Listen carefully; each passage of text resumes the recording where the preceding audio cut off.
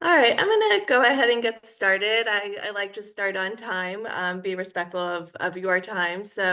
Um, my name is Marcia Hennish. I am the founder and principal for SASSIE Consulting, and I am delighted to have you here with us today so I can tell you a little bit more about SASSIE's new training, Essentials to Maximize Your Experience.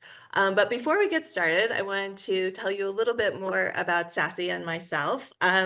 I started SASSIE a few years ago to try to help support institutions with their safety and security for international experiences. But for those institutions that maybe didn't have a full-time health and safety person, I've worked in international education actually now for 25, 26 years, working in a variety of different roles as a study abroad advisor, as an exchange coordinator, and then most recently, before launching SASSIE, I was the Senior Director for International Health, Safety, and Security at Drexel University.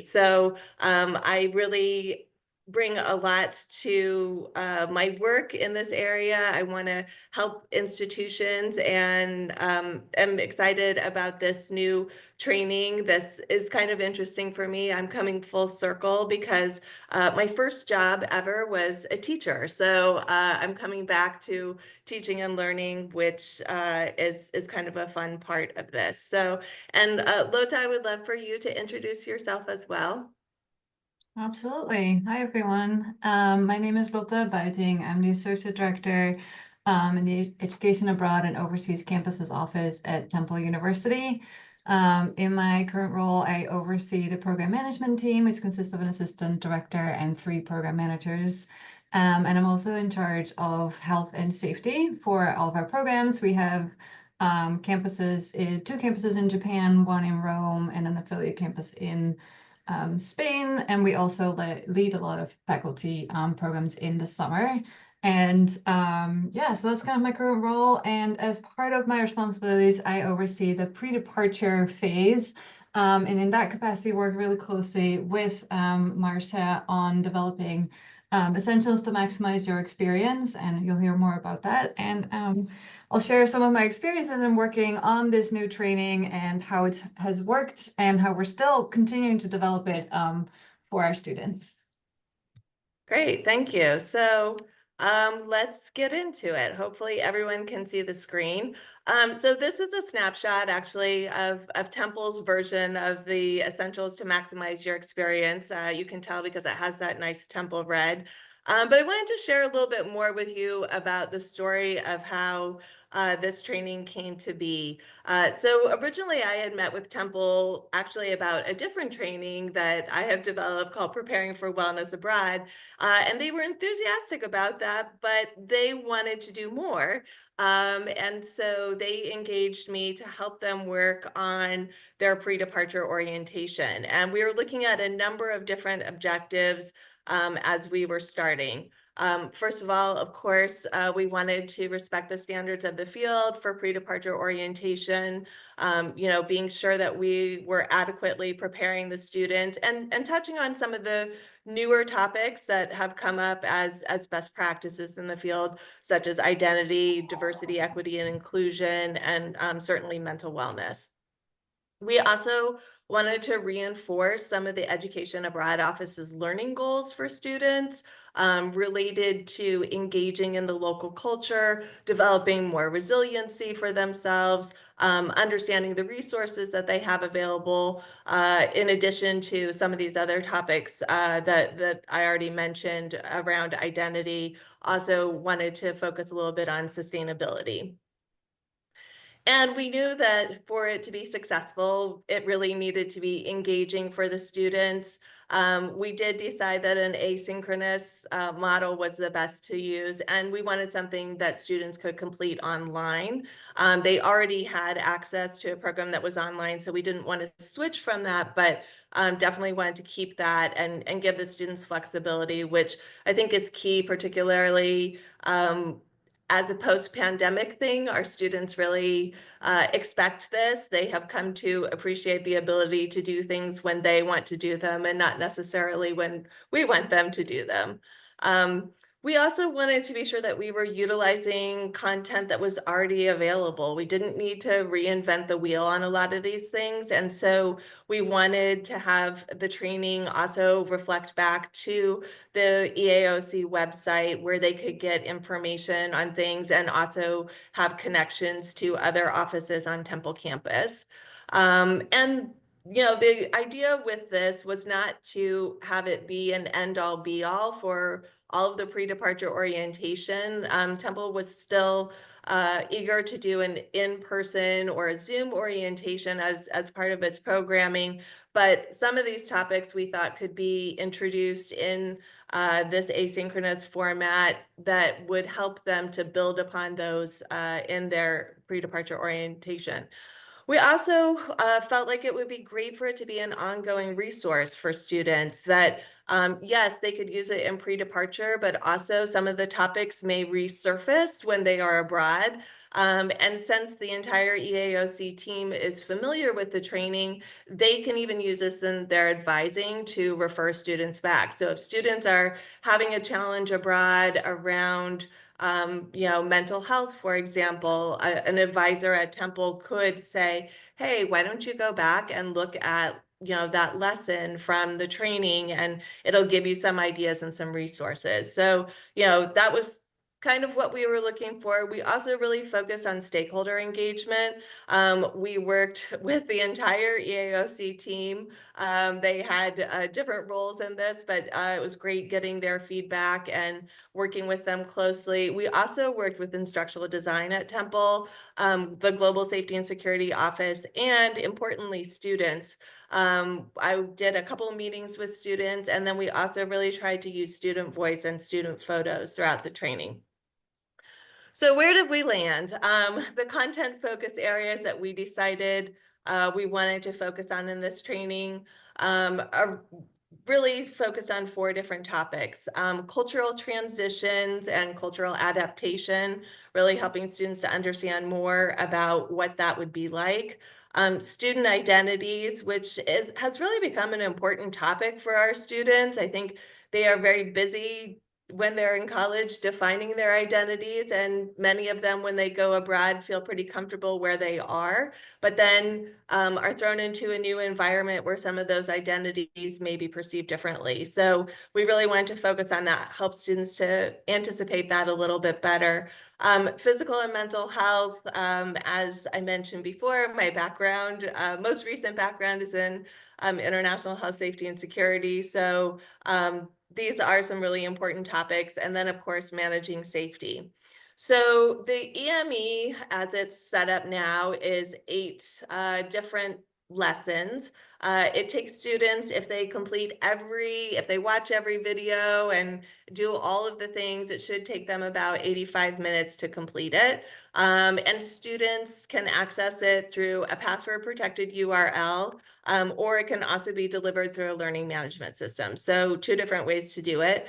Of the 8 lessons that we have, the first one is kind of a welcome introduction to the training. Then we talk about preparing to live in another culture, everything from food to transportation to laundry, managing daily life abroad. Oh, sorry, I jumped ahead to managing daily life abroad. Preparing to live in another culture focuses on cultural adaptation, understanding the different styles of cultures and communication styles, hierarchy, that type of thing. Managing daily life abroad focuses more on the day-to-day tasks and helping students to understand how to do some of those things. And that's one of the areas where we really tried to focus on this cultural integration as well. Navigating your identity abroad, I've already talked about the importance of that and helping students to learn more about how their identities may be perceived abroad. Taking care of your physical and mental health. This is the longest lesson at 16 minutes, and really important, the preparations that students can put in around that. We also have a lesson on maintaining your safety abroad, and then what to do if you experience an incident. This gives kind of specific information based upon the protocols at your institution for what a student might need to do. And then Becoming a Smart Traveler is a great collection of travel tips, some of the things that we have all learned over time that make your experience a little bit better.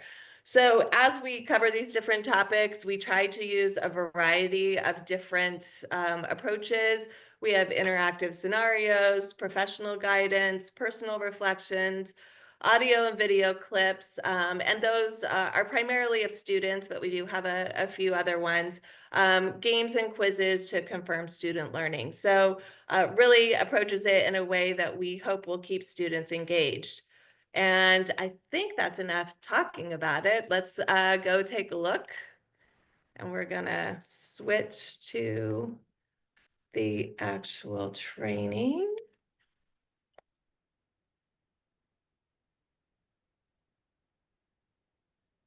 All right, can everyone see the training?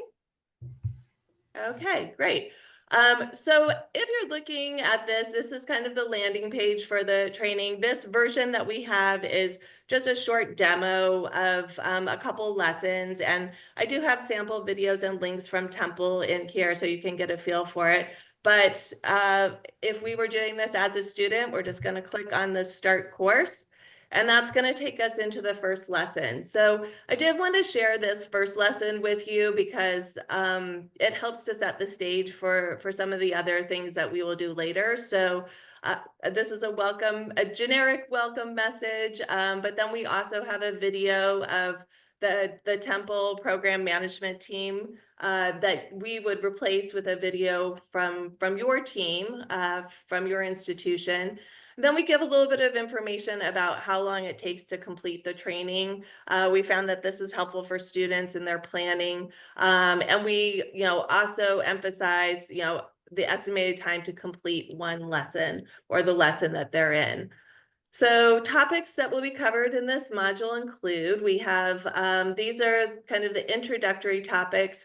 And one thing that's important to note is that throughout the training, not for every single activity, but we've kind of interspersed throughout this training this little, please complete the content above before moving on tab. Which means that the students have to click on these different boxes before they can move on to the next section. We didn't do that for every part because we didn't think that was necessary, but kind of interspersed it throughout so that students are continuing to look at the different modules. So we're going to click to flip. These are the topics: cultural adaptation, daily life abroad, diversity and identity abroad, health and safety abroad. And then in this particular one, we're focusing on sustainability abroad because that's an important topic for Temple. And one of the things that's really nice about this is that we do click, if you click on these, it's going to take you to the content on Temple's website. So you can see the information that they also have about the topic in addition to what we'll cover in this. So that's a nice way to kind of use some of the information that you already have at your institution. Well, a lot of the stuff that we're doing in this session or in this training is kind of sharing information and factual. We did also want to give the students an opportunity to think a little bit more deeply about their experience. So throughout the training, we have these reflective sections. It's not in every lesson, but in a variety of lessons, and just gives the students some things to think about. One of the things that Temple is using this for is they follow up on some of these topics in their in-person orientation. So they ask students to actually write down their reflections. You can do it however you want for your institution, but just a good kind of food for thought piece and allows our students to think more broadly about it rather than just clicking quickly through the training. We do have a few reminders about keeping track of logistics, logging into your Temple Study Abroad portal. Temple uses Teradata, so we have a little link there that will take them in to the Teradata portal, so students can, check their list of items they still need to complete. And, again, just another little connection to Education Abroad and Overseas Campuses website.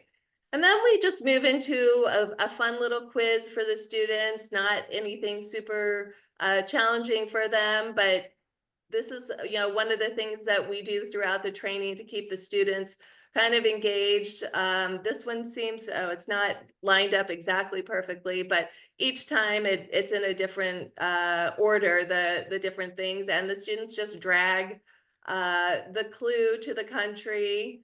And if they get them all correct, they can, once they get it, they can check to see if they have it correct. They just hit this little submit button, and then they get some feedback. And then if they want to do it again, they can just click on the take again button, which will allow them to go back and do it again. Even if they don't get it right, that gives them the opportunity to try again with it. And for Temple, another thing that they really wanted to emphasize in their training was sustainability. And so we did include for them this section on their Global Green Initiative that we wanted to call out. It provides a little bit of information about the initiative, what they're doing, a few opportunities for them to consider. And then we did also include a video from a student at Temple who was very involved in the sustainability movement, that was a student worker in their office. So that was just kind of a nice way to have that as part of their training. And then throughout the training, we did make reference to some different ways that they could be sustainable as they were thinking about some of the things, particularly in the managing daily life section. So we're going to jump into lesson 5, taking care of your physical and mental health. And we're about halfway into that lesson in a section that focuses on mental wellness. And this, has become an increasingly important topic for our students. And a lot of what we're trying to help them do with this section is to think about their self-care strategies and be sure that they are planning for that with their time abroad. So we have a series of cards here that help talk a little bit about different strategies that they can use, like physical activity, and give them some examples. It also reminds them about, some of the challenges that they may have in accessing some of these things abroad. Like there may be some places where it's not safe for you to go running, or a gym might be, prohibitively expensive. So we want students to kind of be aware of that and think that through. A second area, creative activities, it's a great outlet for relieving stress. Give them, again, lots of different examples of things that they can do, and then reminding them that they might need to plan ahead a little bit for this, that some of those things might not be easily available, and it's super easy just to throw a journal in your bag, or your drawing pencils or whatever. So just helping them to plan and prepare ahead.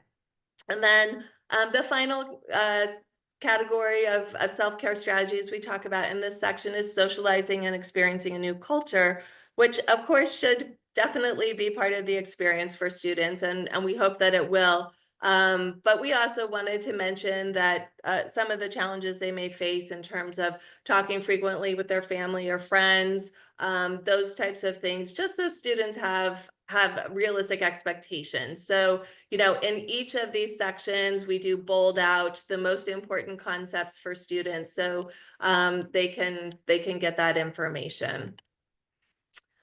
Then we include in this section a little video on the 5, 4, 3, 2, 1 method. Some students may already be familiar with this, but if not, they can click on the little arrow and get a review of this, or information about this grounding exercise that can really help with managing anxiety. And again, we're just really trying to focus on the different tools for students. After that, we have our little peaceful Buddha here that has some recommendations for students that were actually developed in collaboration with Tracy Tannenbaum, who is a licensed mental health professional here in Philadelphia, and a colleague and friend. And she did help me with parts of this training. And so we have this challenging negative thoughts, giving them some ideas about this, and thinking more about their positive self-talk, breathing techniques as a great way to calm yourself down. And then also this really important one, which I think all of us sometimes forget about, is depersonalizing other people's actions, and kind of remembering that sometimes things are not all about you. So some good tips there for students. So, and then we have a little activity where students can try to sort through some self-care strategies by moving the cards into different categories. The three categories we have here: accessible self-care strategy, potentially inaccessible self-care strategy, and then an inadvisable self-care strategy. So we really want the students to kind of start thinking through what they might have in their toolkit and see what will work well for them. So something like calling home every day, I actually put that in the inadvisable. I think most of us would. Eating healthy and hydrating is a great accessible self-care strategy. Talking frequently with your friends or family. We put this in the potentially inaccessible because of time differences and that type of thing. And we just want students to think about it. So students can just kind of click and drag the cards into the right category. If they try to put it in the wrong category, so for example, something like use of alcohol or drugs, if they try to throw that in the accessible, it's not going to let them do that. They have to try again with that. So we'll put that in the inadvisable. Exploring new places and food, self-help apps. A lot of these strategies are things that are talked about earlier in the lesson. So students shouldn't have too many challenges in doing it. Online Pilates class, that might be inaccessible if they don't have good internet access.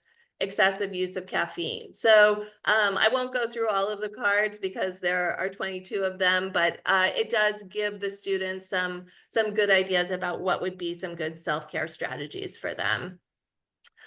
So there is additional content in the lesson that focuses on physical health, talking about medications, allergies, and highlighting for students resources. That's an important part of this too, is not just alerting them to things that are going to be different, but reminding them of the resources that they have available to them.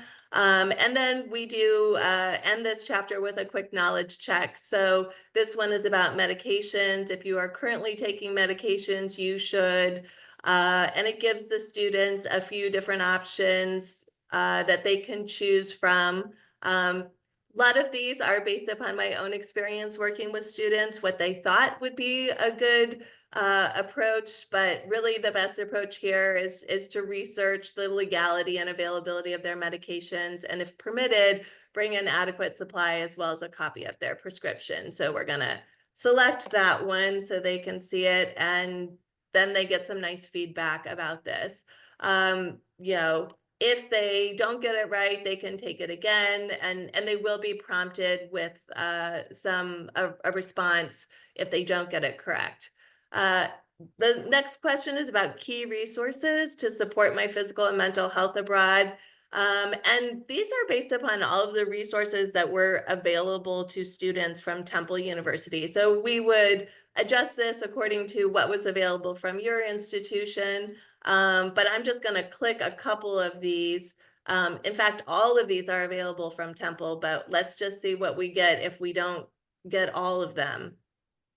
And that it prompts them, look again at the list, there are more resources available to you. So a student can go back and take it again and focus in on all of those different resources. So, and then they get, you know, the affirmation that, yes, you are correct. All of these resources are available to you. So. And now we're going to jump ahead to lesson 7, what to do if you experience an incident. And we really wanted to talk with the students more specifically about some of the challenges that they would face. And so we have used this scenario. We use scenarios a few times throughout the training where you actually have a student and they have to make some decisions. So this is our friend Sarah here, and She and her friends have traveled to Barcelona, but she has an unexpected health issue that's making this trip challenging for her. So again, this is one of those activities that the students have to complete before they can move on in the training.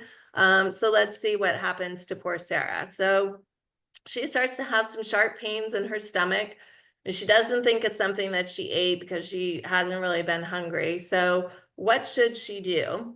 And we have two responses here for Sarah. It's Barcelona. She's going exploring with her friends, and it's probably nothing, which is probably what a lot of students would think in this situation.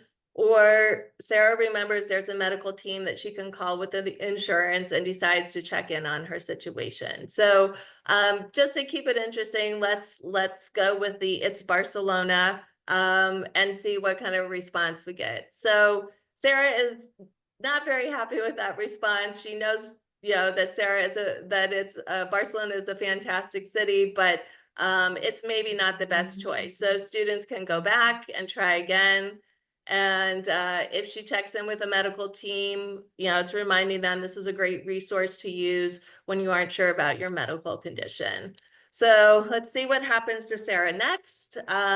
She starts to feel feverish while she's talking to the medical team, and the team is very concerned about her and wants her to go to a clinic. So what is Sarah's next step?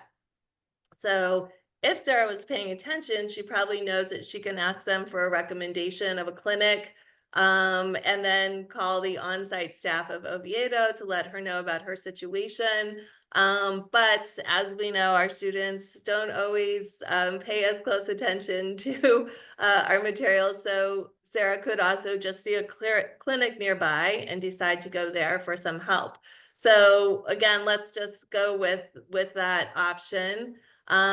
This could work out, but probably better to get a recommendation from someone on the best place to go, especially if her Spanish is limited. So we'll take Sarah back and try it again, and go with the recommendation, and kind of reaffirming why this can be helpful, and also reminding them to check in with on-site staff so that they're aware of the situation. So poor Sarah, she turns out she has needs an emergency appendectomy. What should she do now? So we have two different options for her. The first, her best option is to return to Oviedo, which is where she's studying, to get the surgery where she has some support, which does maybe seem like a good idea.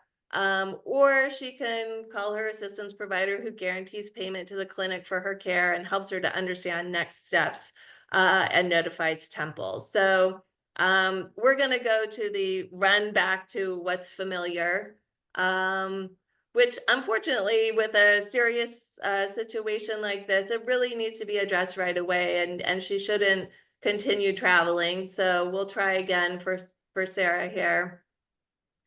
And that was the right call. And then the scenario ends. So, the whole idea with this is really to take students through what could possibly happen and remind them about the resources that are available to them in a more interactive format. So kind of a fun way to do it. And we've used that a few times in the training. Lesson 7 also kind of focuses on action plans for students to follow for some different types of common incidents.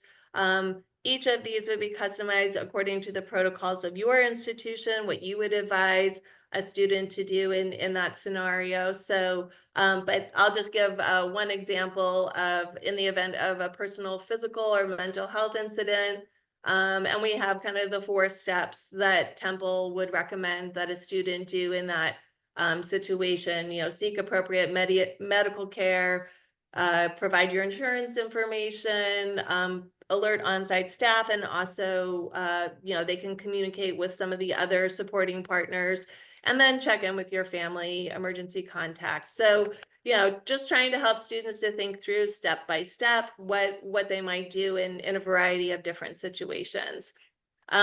In this lesson, we also do provide information for students on confidential resources, and emergency contact information for a variety of different offices, including some information about the State Department and whatnot. And then if you have a contact card for your program like Temple has, we can include those in this training so students can select the program that they're doing. If they're doing Temple Rome, they just click on this and they scan it, and that will put that contact card into their phone for them. So if you have something like that, this is a great way for us to be sure that the students get it. And then as a last piece for this lesson, we have another matching activity. Do you know whom to call? I think this is often an important thing to reiterate to our students. They oftentimes just, jump in and call the Education Abroad office, and we really wanted to emphasize to them some of the different people that they could talk to. So Helix International is their emergency assistance provider. So let's see, my first contact for an incident, that's going to be the on-site staff. Provides insurance information, referrals, that's Helix. Temple team that coordinates incident and emergency response, that's their global health, safety, and security team. Unit to call if I can't reach local support and it is after business hours. So that is Temple campus safety, and then unit to call during regular business hours, Education Abroad. So again, this is just a good way to reinforce for students those important contact people. And yes, indeed, well done. They know their emergency contacts. So that's the end of the lessons that I wanted to share with you today. There are a couple of videos also available on the website for lesson 2 on cultural adaptation, and on lesson 6, which is maintaining your safety abroad. So I'm gonna stop there and go. Is Yes. that better? Yep. Yes. Okay, great. So maybe you can start by just talking a little bit about what you had in place before and how this is different. Yeah, absolutely. So, I started at Temple a little less than 2 years ago, and we've made some like pretty significant changes since then. So as Marcia mentioned, we used to have everything in Teradata, and it became a bit unwieldy. For those of you who've worked with Teradata, you probably understand why. So what we were noticing is that students really were not engaging at all with the material. So sort of the first round of cleanups that we did was to basically move all information sharing out of Teradata and onto campus. So that's what we use for our learning platform. It's very similar to like Blackboard or Moodle or whatever you might use. So that really, we refer to it just as your pre-departure site. I think you may have seen it in the EME module. We try to refer back to it a lot. And then we have kept Teradata simply for the student-specific information. So it's where they sign their documents, share health information, that sort of thing. And then we had our just typical pre-departure orientations, which in Temple's case are very often either completely on Zoom or hybrid for two reasons. Because we have our overseas campuses, we have a lot of participation from non-Temple students who are kind of all over the country. So to make sure that it's accessible to all, and also because a lot of our on-site staff will actually participate in these. So sometimes we do them hybrid, students can come in person, and we also have Zoom going on at the same time. And again, that felt very sort of classic frontal. I'm giving students information and not engaging very much with what we're providing them. And I think what we were noticing sort of with our on-site staff a lot is that students were not retaining information very well. They did not always really know what to do in emergencies. They were calling the wrong numbers. And I felt really strongly that we were not preparing them really well for the experience in sort of beyond the pure logistical information. Like, yes, we were getting that done. Students were getting their visas, they were getting their CVs and whatever else they might need. But we wanted a little bit more.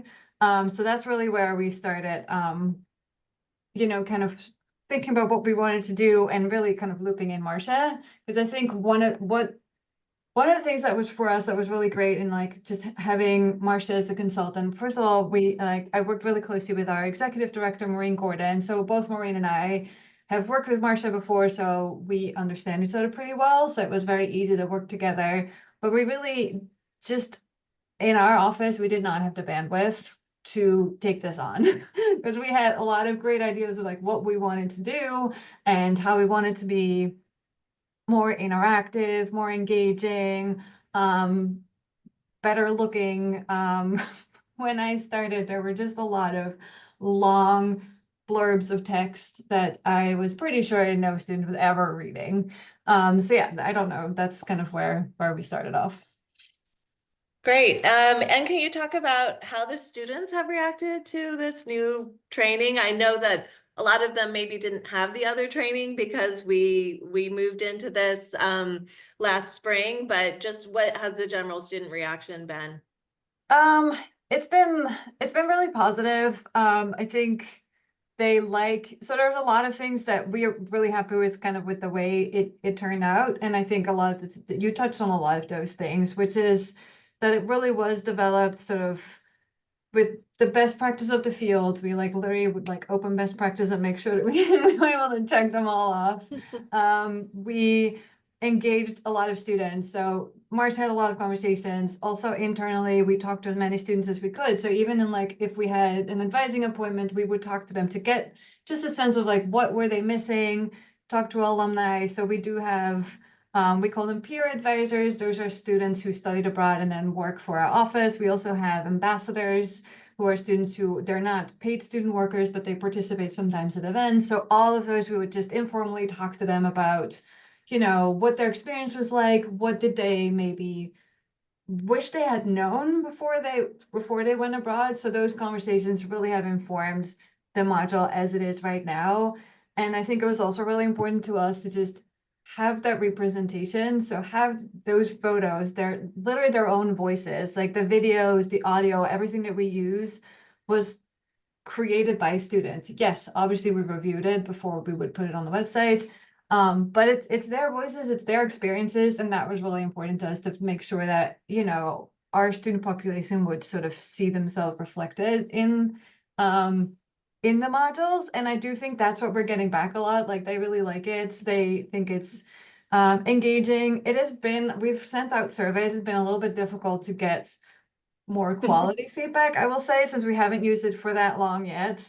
But we're going to continue work on that. We actually have a new student advisory committee that we just started. So that this is one of the things that we want them to look at as well. Like, okay, what else do you think you might be missing? So generally it's been very, very positive. And I think even if you look at the number of times students have actually opened the module, that shows like that they're engaging with it, they're looking at it. I've heard students reference it when they're in the office. I think one area that we can still use it more is with our on-site staff. So we're kind of trying to have them, they've looked at the orientation, but I hope that they can use it, like kind of what you were saying, like when they're in a situation with a student, to kind of refer them back to it so that they know that's something that's just available to them. They can go back to it anytime. That's another thing that I personally really like about this. Yeah.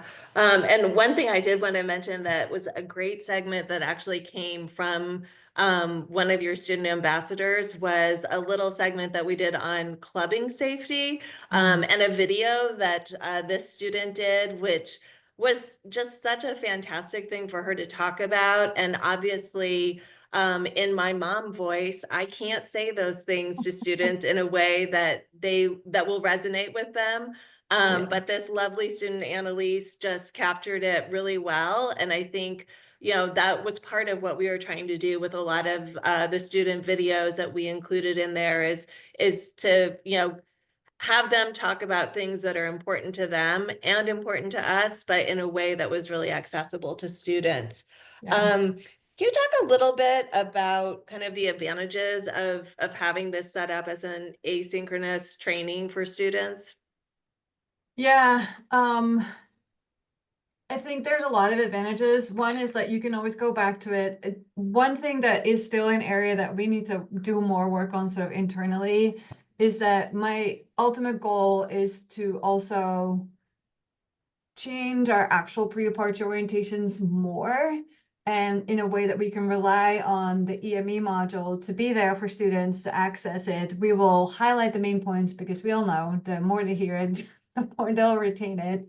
But I think having that just kind of online and available to students allows us to do other things in our pre-departure orientation and like make that piece more interactive as well, less about just giving logistical information. And for example, one thing I think you mentioned that we've included these reflection questions. And what we want to do for our next cohort, the spring 25 cohort, is when we invite them to the pre-departure orientation, we're like, okay, make sure that you bring those reflections.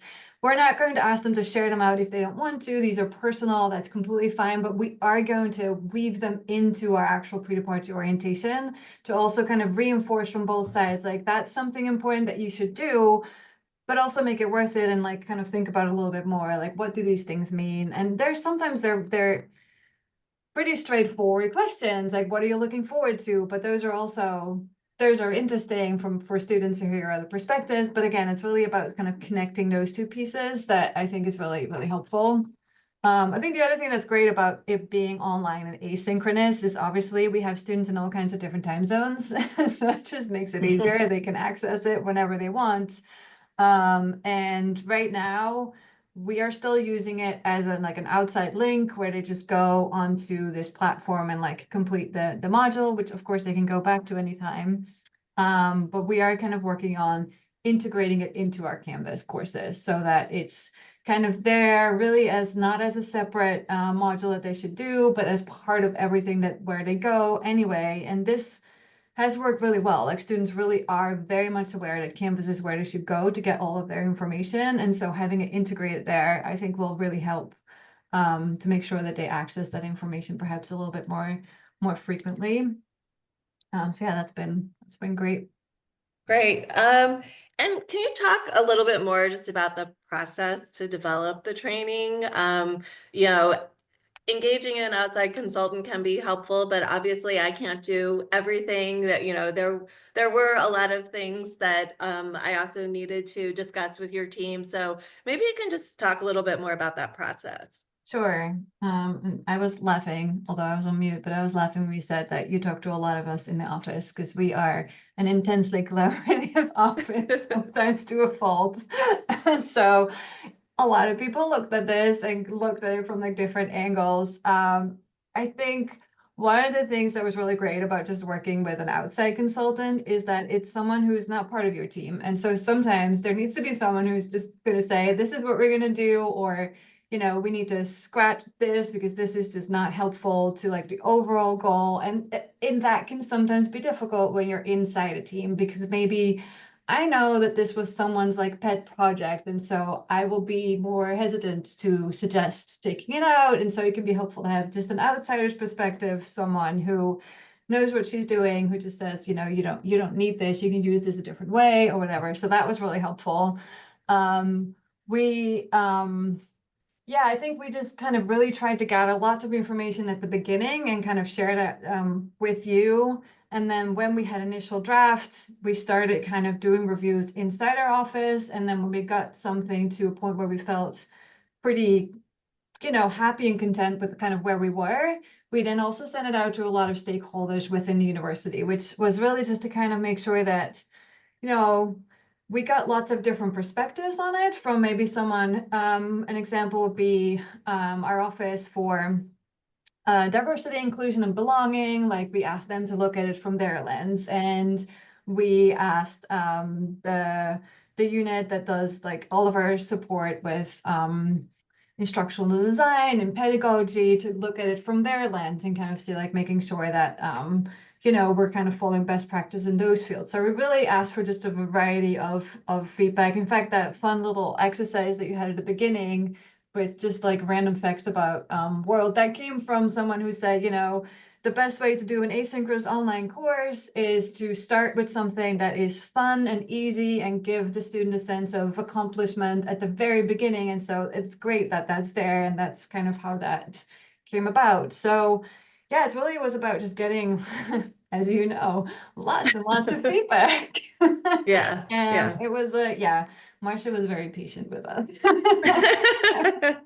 There was a lot of feedback, that's for sure. But I Yeah. think that that also, um, it means that we got something that was what you wanted and Yeah. what spoke to you. And I think that is something in developing this for other schools. I realized that you couldn't just have a cookie cutter approach, that really I was going to have to put some time in to Mhm. customize it for each institution so it would have that strong connection for students. And so that is kind of built into the model. And I guess, of course, the $1 million question that everybody always wants to know, given tight budgets and whatnot, is how did you manage to pay for this? How did, it's consultants are so expensive. Well, not really, but consultants are perceived to be quite expensive. So how did you make this work?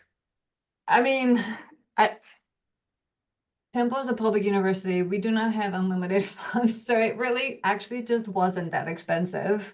And I think um, when, if I'm remembering correctly, because this was a little while that we started working on this, we had someone who had very recently left the office, so we had like a little bit of money that was left there that we could use because we weren't obviously able to hire someone immediately. So we are able to use some of those funds and like put them into like really good use for this specific project. But I think really bottom line is that it wasn't that expensive, especially if you know how many hours Marcia put into this. But even without that, even the number of hours that we agreed on, it was a very reasonable price for something that we feel like is giving us so much that we are like directly seeing the results of that. And we're just, I mean, for me, this was one of the main things when I started. I was like, we have to do better with our pre-departure orientations and like just to see this and see the product and like just feel good about something that you're not just putting out there because you know that you have to and you're like checking the boxes. We all like, I know everyone on this call, like you want students to actually learn. And so to have something that is like been so thoughtfully created with like so many different kind of fields and lenses, it was just completely worth it. Right. Well, thank you.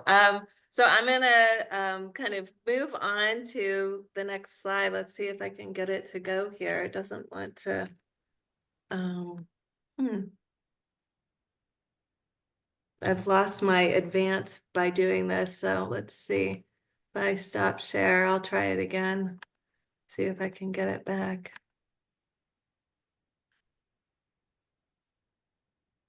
So will it let me click to the next slide? Hmm.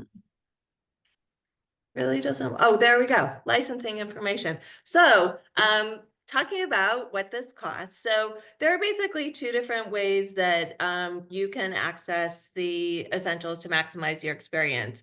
I've set it up with a biennial license that is basically every 2 years you would do a refresh license, and it's based upon the number of student users per year. So the idea behind this is that in year one, that's when we're going to do like the pretty heavy customization, understanding what your protocols are, what insurance you use, what are some specific things that you want to emphasize from your institution. So that would be done for the initial rollout. And then in year two, we would just have a couple hours for updates. Obviously, if there was a lot of extra stuff, we could add in a few additional hours of customization. And the price for that is actually, I think, pretty reasonable. It averages out to about $10 per student. If you're in that range of having 251 to 500 students, that would be 6,800 every 2 years. So it could be billed in $3,400 chunks each year if that works best with your financial setup. So it's really pretty reasonable. That's one way of doing it, but of course you have to renew the license as you go on. The other way to do it is to do it in the way in which Temple did it, which also provides for a much greater level of customization. We could also develop additional content, some topics that we did work on with Temple that are not in the EME, but they still have access to are billing and financial aid, getting your passport and visa, academics and course registration, and then, site-specific program details. So if you're interested in something like that, basically you would be hiring SASSIE on to develop that specific training for you for a set fee. And that fee is more expensive than a license, but then you don't have to renew your license. So, depending upon what you're looking at, it just depends upon on what you want to put into it and how much revamping of your pre-departure orientation you want to do. But happy to talk with people more about that according to what they decide they might be interested in. And now really just open up the floor for any questions, comments. You can certainly unmute yourself. And if you have any questions for either Lota or myself, please, I welcome your questions or comments. I have a question, Marcia. This Sure. is really, really good. I think one of the problems we have at Michigan anyway is we have so many resources and they're in so many different places that students can't find them in a coherent way that's engaging. And I see this as like a solution to that. I'm just wondering in terms of like how much, like if you can just ballpark it percentage wise of like how much is customized content versus like in-house content that this is a part of the module and it's not really replaceable. Like that's one part. And the second part is just in terms of like tech support going forward. We've had other platforms that have like things break, logins break, and that kind of stuff. Like what does that look like? Yeah, okay, so those are some great questions. So, if you were to take the EME module as it's set up, basically, I would say that about 25% of that content is customized for your institution. Because I want specific protocols to be in there. I don't want to give you generic, like, contact your insurance. I want to talk to students and be sure that they're getting that specific information. So that's about 25% of the content. And I think it also depends upon what you have at your institution. At the University of Michigan, Patrick, you guys have so many different resources. We might have to create a little bit more content just so that we could connect students to those resources. So, I think it just kind of depends upon what you want to do, what population you want to use it with. Temple was looking for something to use with their entire study abroad population, but this might not necessarily be used by people doing internships or graduate. This was for their undergraduate study abroad population. So I think that would be another question is who is this for? And I would say that within the topics, you could pick and choose from, the topics that we have, and we could build something if you wanted something that was more bare bones, like health and safety, identity, and what to do in an emergency kind of thing. Like that could be a smaller piece of it. So it kind of depends upon what you're looking at. As for the technology piece, I think, it is something that is a challenge. And in terms of using this, it's basically provided to you in one of two ways. It can be done as a link that's actually housed on SASSIE's website. And we have had some pretty robust utilization when I can tell when Temple feeds it out. And the numbers just kind of skyrocket, the number of people that are accessing that link. And, so far I haven't had any issues with it, but, I, I don't know if we had 5,000 hits and all at once, maybe my website would go down. I can't promise you that. And that's me just being fully transparent about things. The other option is to use it with a learning management system. And then I just provide it to you that's plugged into like a Canvas course. And then, it would be your IT people that would be able to manage it based upon the software and what's used in the system. So it's actually it's a pretty easy to use system, and I haven't run into too many problems with it, but never say never, as you know, in our field.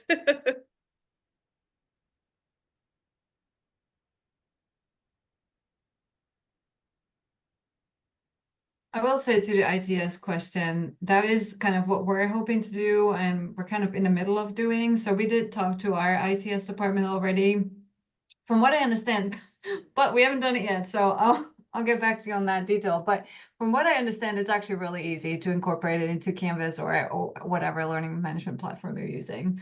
And because we did the model where we just keep the entire module, we did get a license for the software so that we can make some more tweaks ourselves. But it's pretty intuitive. Hey, Marcia, I have a question. Hi, Morgan. Thank you so much How for this are great you? presentation. I'm good. How are you?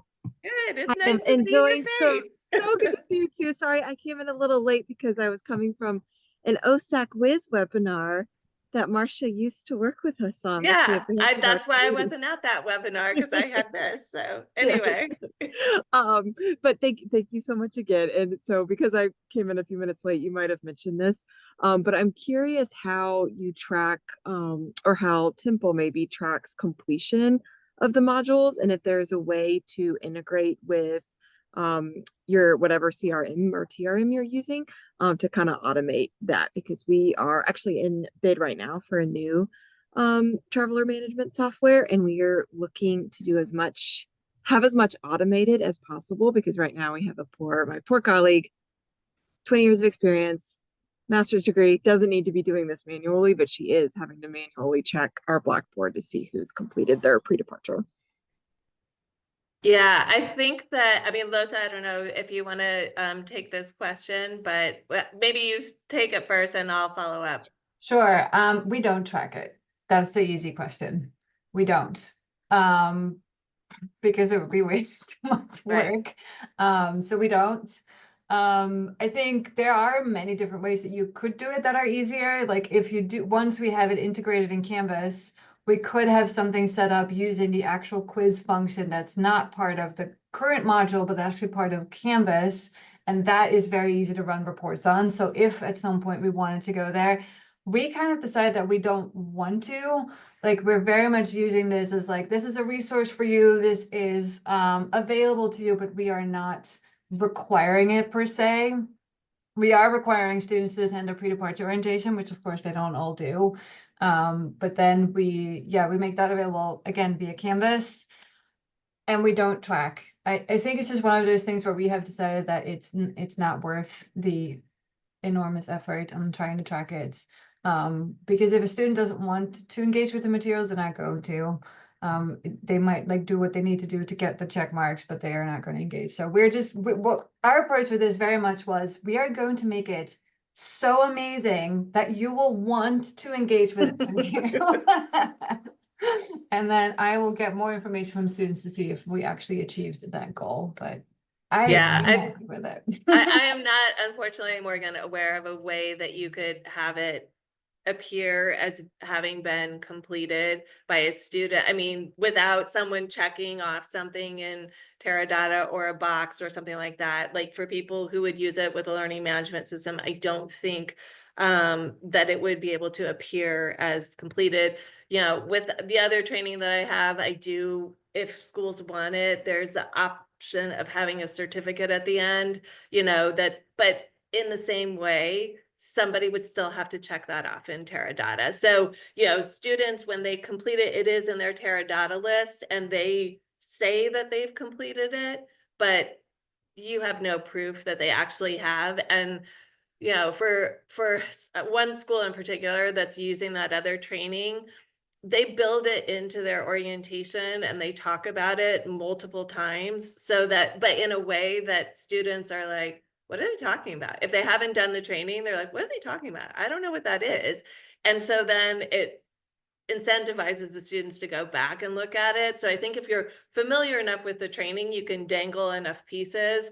But you know, I would have to agree with Lota, having been in a study abroad office, like who's gonna monitor that? And then what's the penalty for not doing it? The penalty is you're not as well prepared for your experience. So, you know, and we all know that we have plenty of students that no matter what we do, that's going to be their approach to study abroad.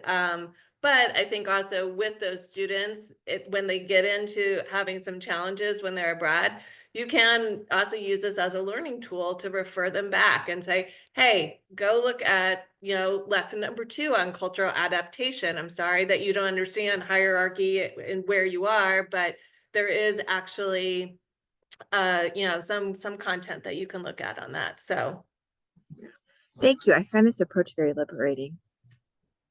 We just won't. yeah, But great. no, we all already kind of say that to some students. It's always the students who have not participated in pre-departure, who accuse us of not providing any information, and that is our go-to. Missed you at pre-departure. How do Yeah, we explain this question? Thank you. yeah, for sure. So yeah, it's interesting having children now that are at this age where it's like, okay, I'm just gonna let you do this, but I don't want to hear later. I mean, she knows well enough not to, but so Some of our education abroad offices are content with like the I swear I did the thing, and others require like the students to upload the email verification of or certificate in like the questionnaire in Teradata, and so they don't do anything. It's just like the students have to do it. yeah, yeah. So any other questions, comments?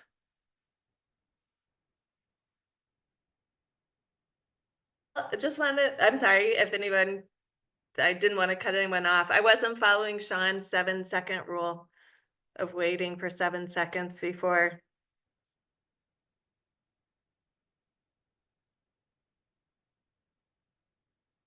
Okay, I think I've done my 7 seconds. So just want to thank everyone for coming. Special thanks to Lota. First of all, for collaborating on this project. It's been super fun to work with you and your team, even though you did have a lot of edits. And just want to thank everyone for spending a little time on a Thursday to learn more about this, and happy to share more information with you if you would like. It is possible for me to arrange for you to take a look at the full training if you want to experience it like a student. So please just reach out, and hope you have a great rest of the day. Thank you, Marcia. Yeah. Bye. Thanks for coming, you guys.